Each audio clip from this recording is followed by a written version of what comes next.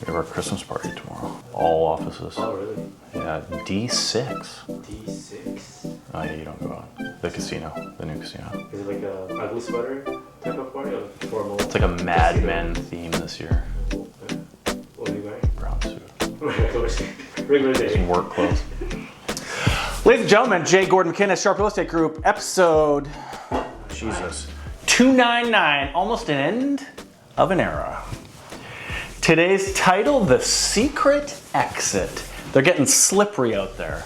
This could be a little conspiratorial, do they call it? But who doesn't like a good old Vancouver real estate conspiracy theory? What do they say?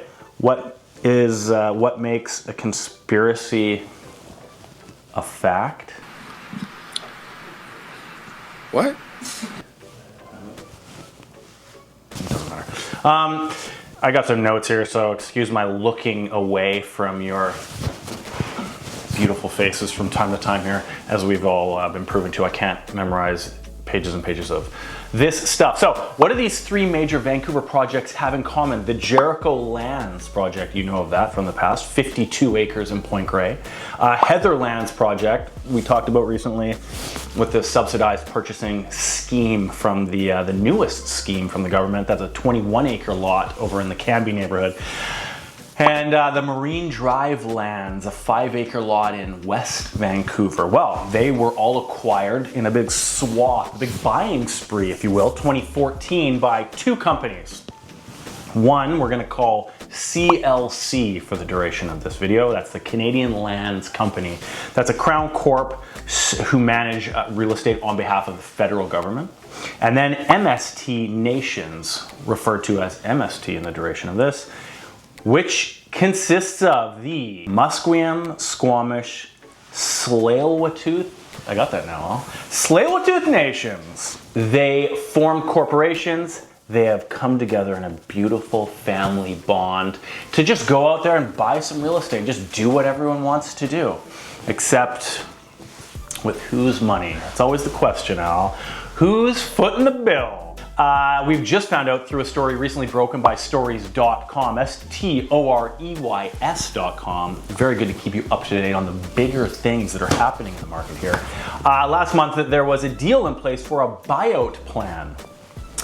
A buyout plan of CLC, Canadian Lands Corporation, of their stake in these three projects. Well, that's interesting. That wasn't really made public when all of this big, bad, great, we're doing all this stuff news was coming in. The nations are getting into development on a much grander scale. Is that a good thing? I don't know. They pitch it as a good thing. Is there money? Are there benefits being handed over for a variety of reasons? Is this arm's length?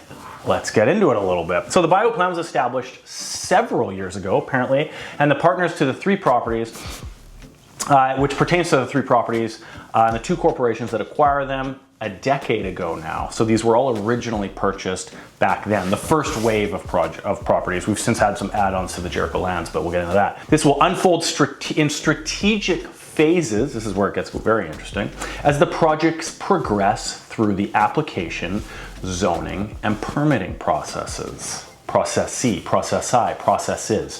according to the financial statements involved here. So big surprise, we're gonna have the city involved. This is the first place my mind goes to, maybe I'm a little bit jaded, but the city's involved at the front end until we have benchmarks hit, which are very time consuming, very stringent, red tape covered benchmarks with regards to application, zoning process, and permitting. As those benchmarks are achieved with the city on board, then the city is going off board. So it's just a little convenient that the city's only there until all the hard stuff is taken care of and then we're out. So it just makes you wonder what's going on behind these closed doors. Total purchase price of the three initial properties was $307 million 10 years ago. According to the CLC financials, Canadian Lands Company, I'm not gonna do that again. Financial reports, and both CLC and MST each hold 50% stakes in these lands, but we can't find the initial parcel pricing online anywhere. So this was a collective purchase price of $307 million, which costs what? of these three. I can't find it anywhere. If you can, please comment below. I can't. Again, gray. There's clearly public money being used. Gray area. Purchase price was funded through non-interest bearing notes. Google that. Money at 0 interest rate, so free loan. Payable with principal amounts totaling $221 million plus capital contributed by MST, the nations, says this CLC report. But again, no specific figures were made public. So they had to put a down payment, in theory, like you would when buying your lot or your home. But there's no clarity on how much of a down payment they put down. So there's an $86 million gap here between the $221 million in the free 0 interest loan. But again, nowhere does it give an exact amount of that MST nation's contribution amount, which also makes me think, well, did they put anything down? It's implied that they did, but there's no proof anywhere. The corporation is obligated to repay the entire notes payable balance, on which a portion will be partially funded by long-term receivables in the form of cash flow from the venture. So they sell off. So some of these projects are going to be subsidized. Some of these projects are going to be rentals. Some of these are going to have commercial aspects.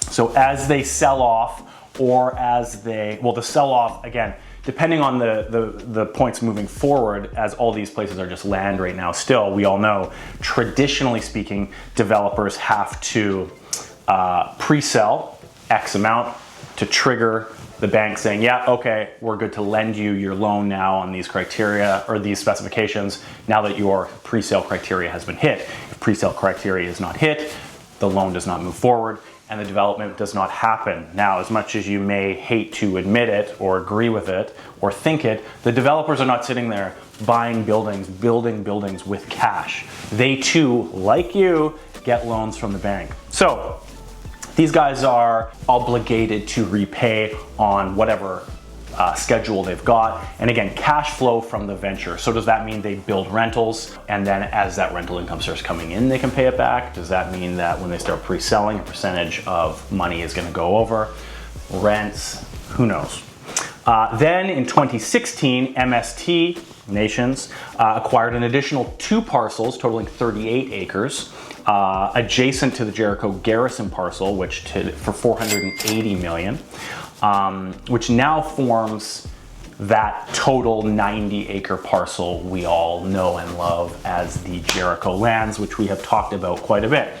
And again, the financing structure was not disclosed. So, where'd the $480 million come from? Do they have loans? Was it lent to them at $0? Yada, yada, yada. Again.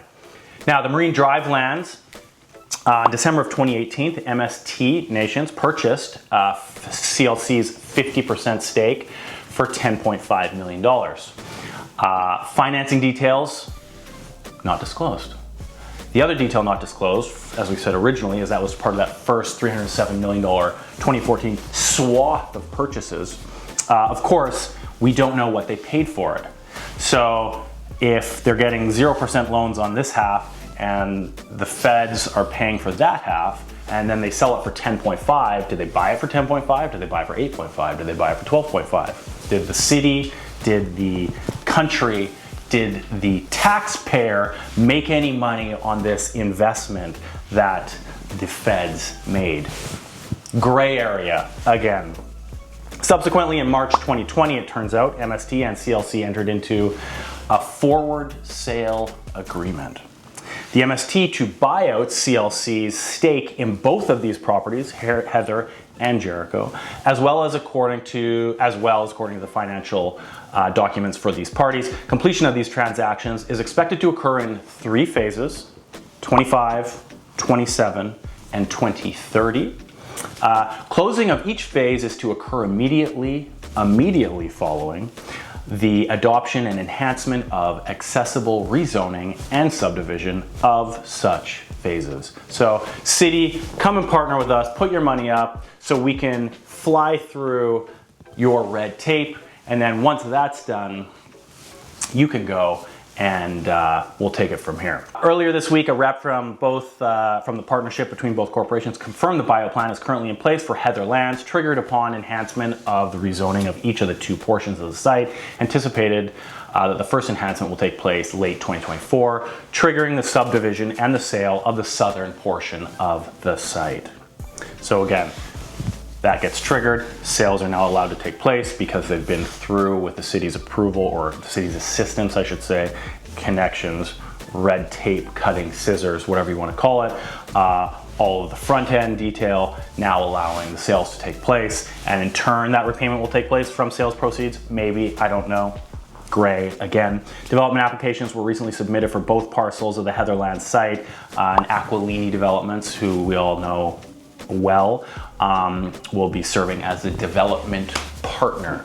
So the city and the nations are development managers, whatever you want to call them. They're the upper level, the structure people, the money people, the let's put these swaths of land together people. Then the next level down is they hire the developer, who's essentially the contractor of the actual build. Let's get the trades. We've either got in-house or out-of-house trades, blah, blah, blah, blah, blah. It goes from there.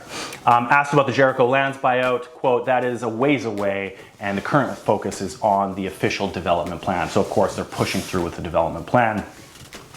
With the city's approval while they're still on board, I shouldn't say the city, with the federal approval while they're still on board. And obviously there's deep ties and connections from the federal level all the way down to the municipal level. And then once the plan is done and the permits are achieved, they will just float away. At what cost to the taxpayer, or what benefit to the taxpayer, deliberately kept in the dark.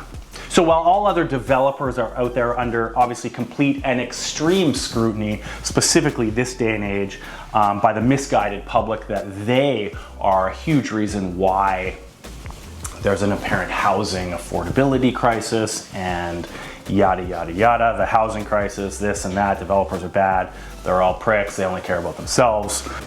Obviously, additionally, as a main target for municipalities to say, well, we do not know how to run a budget whatsoever, so we are now in deficit. How do we squeeze, how do we extract more tax dollars out of the people on the ground here? Well, they can go to the developers, similar to if you own a business and CRA will come to you and you have 10 staff and now you're the 1 point man for those 10 avenues of income for them. They go to the developers and say, you guys are building this, you're building that, you're making homes, you're making this country what it needs to be. So we've got a little thing called a CDC over here, and we've got a little thing called a CAC over here. And these are codes for taxes, community amenities. We need a park, we're not paying. We need new sewer lines down the street that you're developing on, we're not paying, you're paying. So all of this naturally is from the top down, inevitably making your real estate that much more expensive, all because the cities, the municipalities, the provinces, and all the way up to the federal level do not know how to budget. And in this particular case, as controversial as it may sound, we've got 2 key words, one being reconciliation and the second being reparations, in the form of sign off behind closed doors with nothing being discussed of the details with your tax dollars. And with that, I will see you next week.